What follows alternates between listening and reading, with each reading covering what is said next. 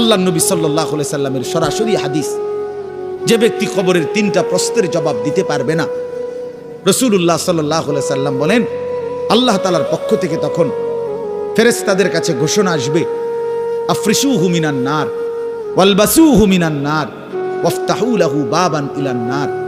আমার এই নাফরমান বান্দার কবরে জাহান্নামের বিছানা বিছিয়ে দাও, জাহান্নামের পোশাক পরিয়ে দাও, আর জাহান্নাম বরাবর তার জন্য কবর থেকে দরজা খুলে দাও। ফেরেশতারা যখন এই কার্যক্রমটা শেষ করবে, প্রথম জাহান্নামের বিছানা বিছায় দিছে, পোশাক পরায় দিছে, জাহান্নাম বরাবর দরজা খুলে দিছে, আল্লাহ নবী সাল্লাল্লাহু আলাইহি ওয়াসাল্লাম বলেন একজন ফেরেশতা এসে তখন ফায়ুদরাবু লাহু বিমিতরাকাতিম মিন হাদিদিন, নবীজি সাল্লাল্লাহু আলাইহি সাল্লাম বলেন তখন একটা লোহার হাতুড়ি, লোহার গুর্জ, লোহার হাতুড়ি দিয়ে একজন ফেরেশতা তাকে একটা আঘাত করবে। কি আঘাত, কোথায় আঘাত করবে? সরাসরি হাদিসের শব্দ, বরবাতান বাইনা উজুনাইহি, তার 2 কান বরাবর একটা আঘাত করবে। রাসূলুল্লাহ সাল্লাল্লাহু আলাইহি সাল্লাম বলেন ফায়াসিহু সাইহাতান, ওই নাফরমান তখন এত জোরে চিৎকার করবে, ইয়াসমাউহা মান ইয়ালিহি ইল্লা সাকালাইন, মানুষ এবং জিন ব্যতীত আল্লাহর সমস্ত সৃষ্টি ওই বেঈমানের চিৎকার শুনতে পায়। এই কবরের আযাব। ছেলেরা আমার, দোস্ত আমার, বাপ আমার, বন্ধু আমার, আপনি হাসলেও কবরে যাইতে হবে, কাঁদলেও কবরে যাইতে হবে। রাজপ্রাসাদের ওই অট্টালিকাতে যে থাকে সেও একদিন মরে যাবে, জীর্ণ কুঠিরে কুড়ে ঘরে যে থাকে সেও মরে যাবে। জীবনে যে কোনোদিন সুখ দেখে নাই, দুঃখের সাগরে, তারও মৃত্যু হবে।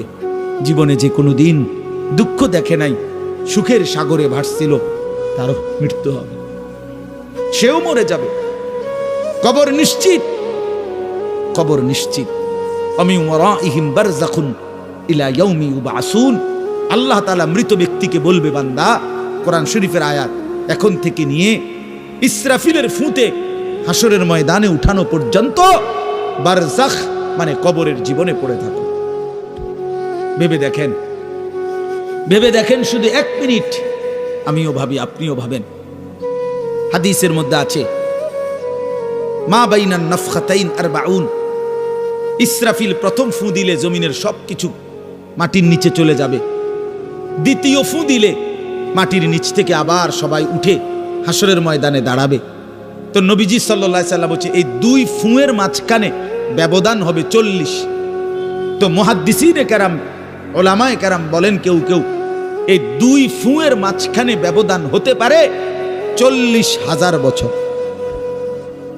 তাহলে ধরে নেন সর্বশেষ যেই লোকটা কবরে গেছে, যদি তার কবরে আযাব হয় তাহলে তার কবরের আযাব ভোগ করতে হবে 40,000 বছর। এবার বলেন তো এখন যারা মরতেছে, এবার বলেন তো রাসূলুল্লাহ সাল্লাল্লাহু আলাইহি সাল্লামের জামানায় যারা মারা গেছে, এবার আরো পিছনে যান ইব্রাহিম আলাইহিস সালামের জামানায় যারা মারা গেছে, এবার আরো পিছনে যান নূহ আলাইহিস সালামের জামানায় যেই অবিশ্বাসী বেঈমানগুলো মারা গেছে, তারা আজকে কত বছর যাবত কবরে আযাব ভোগ করতেছে। বুঝছেননি আমার কথাটা? হ্যাঁ, কোরআন শরীফে আছে ওমান আ'রাযা আন যিকরি ফাইন্না লাহু মাঈশাতান যানকা ওয়া নাহশুরুহু ইয়াওমাল কিয়ামাতি আ'মা। আল্লাহ বলেন আমার স্মরণ থেকে যে মুখ ফিরায় নিল, আমার বন্দিগি, আমার ইবাদত, আমার হুকুম পালন, আমি তার জীবন করে দেব সংকীর্ণ এবং তার হাসরের ময়দানে উঠাবো অন্ধ। এই জীবন সংকীর্ণ করার একাধিক তাফসির, এর মধ্যে একটা তাফসির হলো এইটা যে আল্লাহ জীবন সংকীর্ণ করে দিবে, মানে তার কবরের মধ্যে তার কবরটাকে একেবারে সংকীর্ণ করে দিবে। আল্লাহ রসুল বলছে নাফরমানের কবর রাইখা যখন ফেরেশতা চলে যাবে, কবর ডান পাশের মাটি তারে একটা চাপ দিবে বাম দিকে, বাম দিকের মাটি এক ডান দিকে, আল্লাহর কসম ডান পাশের হাড্ডি পাজর ভাঙ্গা ডান দিকে বাম দিকে চলে যাবে, বাম দিকের হাড্ডি পাজর ভাঙ্গা। রাসূলুল্লাহ সাল্লাল্লাহু আলাইহি ওয়াসাল্লাম বলছে বন্ধু দেখেন হাত্তা তাখতালিফা আদলাউহু, এই 2 আঙ্গুল যেভাবে এভাবে একটাটার ভিতরে ঢুকে গেছে, খোদার কসম ডান পাশের হাড্ডি পাজর বাম পাশের হাড্ডি পাজর এইভাবে একটার ভিতরে ঢুকে যায়। এইটার অর্থ এটা।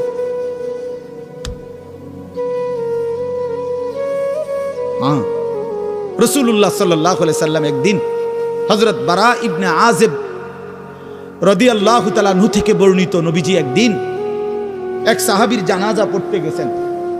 জানাজা পড়তে গিয়ে খালি কবরের সামনে কিছুক্ষণ দাঁড়াইছেন। তখনও ওনারে কবরে রাখে নাই, জানাজাও পড়ায় নাই। নবীজি আগে গিয়া কবরটার সামনে দাঁড়াইছে। হযরত বারা ইবনে আযিব বলেন, আমরা নবীজির সাথে ছিলাম। আল্লাহর নবী সাল্লাল্লাহু আলাইহি সাল্লাম কবরের খালি এই কবরে দেখা অঝরে কাঁদতে শুরু করছে। আমরা সবাই সাহাবীরা নবীজির সাথে কাঁদতে শুরু করলাম। অনেকক্ষণ কাঁইদা নবীজি চোখের পানি মুইছা আজীব কথা বলছে নবী। রাসূলুল্লাহ সাল্লাল্লাহু আলাইহি সাল্লাম সাহাবীদেরকে লক্ষ্য করে বলছে, ইয়া ইখওয়ানি লিমিসলি হাদা ফাআইদ্দু, আমার বন্ধুরা, আমার সাথীরা, এই কবরে যাওয়ার জন্য তোমরাও রেডি হও। ফাআইদ্দু, তোমরাও প্রস্তুতি নাও। অচিরেই তুমি আমি সবাই এই কবরেই পৌঁছে যাইতে হবে।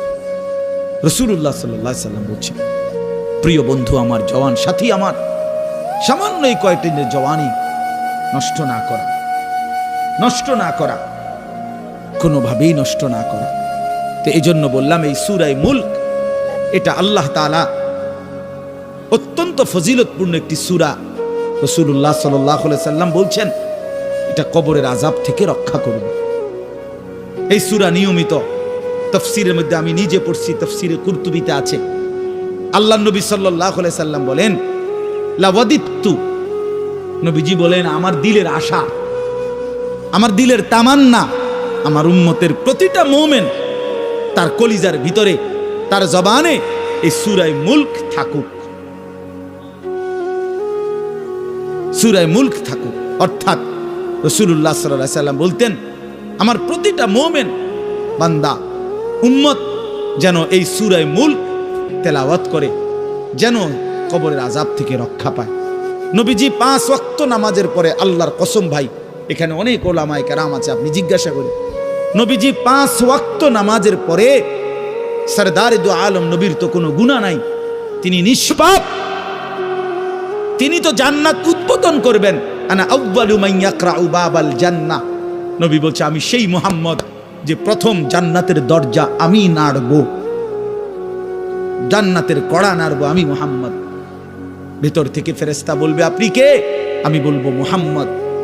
ফেরেশতা বলবে, আনতাজিরুলাক, আমি তো আপনার অপেক্ষাই করছিলাম, আপনি আসবেন বলেই তো অপেক্ষায় ছিলাম, আপনি উদ্বোধন করে দিলেই তো বাকিরা ঢুকবে।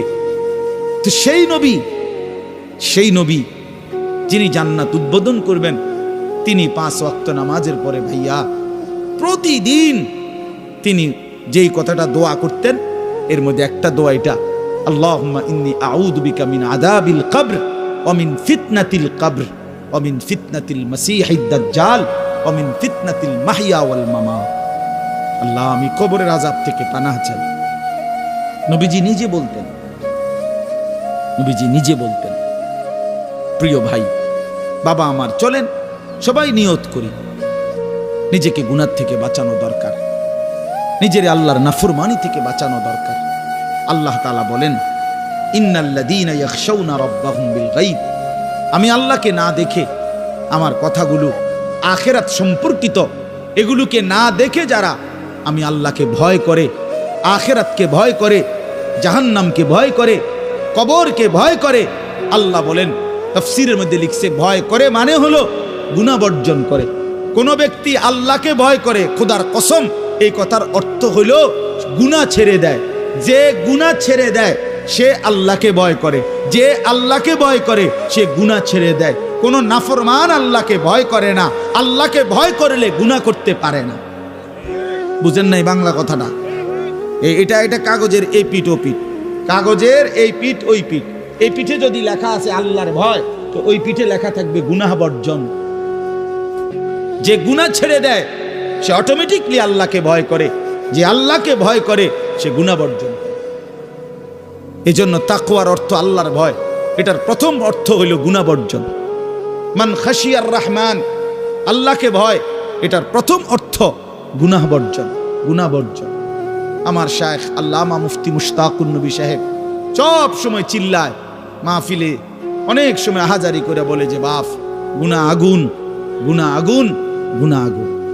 প্রতিটা গুনার পিঠে, ওই পিঠে আগুন আছে।